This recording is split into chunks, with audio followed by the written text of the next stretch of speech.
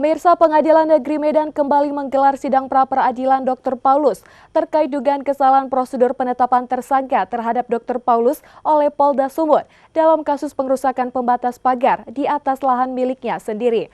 Bersama kuasa hukumnya, pemohon membawa sejumlah bukti surat dan menghadirkan saksi fakta serta ahli pidana forensik. Menurut Kepala Lingkungan setempat, tumpukan tanah tersebut bertujuan menutup jalan yang rusak yang sudah lama tidak diperbaiki. Sidang yang dipimpin Hakim Ketua M. Nazir SH sebagai hakim pengganti dalam perkara gugatan pra-peradilan dugaan kesalahan prosedur dalam penetapan tersangka Dr. Paulus kembali digelar di Pengadilan Negeri Medan.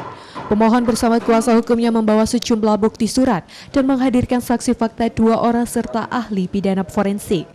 Dalam kesaksiannya, ahli pidana forensik Dr. Robintan Sulaiman menyatakan dalam hal penetapan tersangka tidak boleh berasumsi, tidak boleh memakai analogi dan ada prosedur yang harus diikuti. Pemanggilan terhadap terlapor merupakan bagian prosedur yang harus diikuti oleh penyidik kepolisian terkait penetapan Dr. Paulus sebagai tersangka.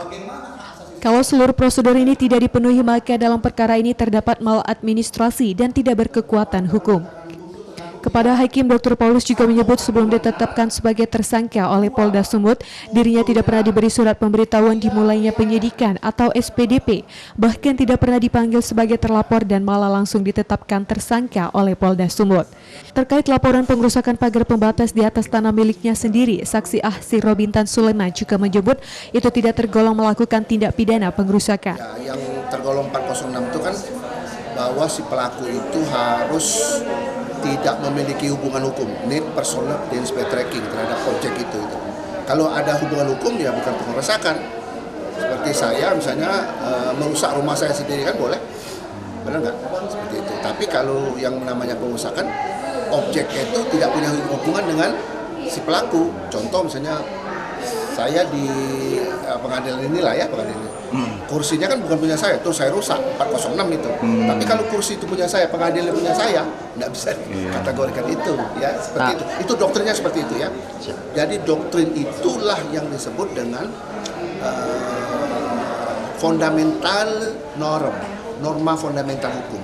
Beda pengerusakan pemahaman orang awam dengan hukum. Hukum seperti itu melihatnya gitu. Dia harus melihat dulu hubungan hukumnya apa. Karena kita bicara masalah hukum. Sementara menurut kuasa hukum Dr. Paulus yakni Mahmud Irsalubis, terkait kasus ini harusnya dari awal penanganannya Polda Sumut menerapkan restoratif justice sesuai anjuran Kapolri. Namun upaya ini tidak mereka jalankan. Di luar bukan kepemilikan hak. Ternyata ini ada kepemilikan hak. Ada kepemilikan hak, maka dengan berarti teori pengerusakan itu tidak bisa terwujud. Karena itu dengan pertimbangan bukti surat termasuk juga putusan atas nama Peggy Setiawan yang sudah kami ambil dari Bandung yang menguatkan juga tidak pernah diperiksa sebagai calon tersangka, keterangan saksi-saksi fakta dan keterangan ahli, kami yakin dan Hakul yakin bahwa permohonan pra-peradilan kami ini akan dikabulkan oleh hakim pra-peradilan yang telah ditunjuk berdasarkan ketetapan dari Ketua Pengadilan Negeri Medan.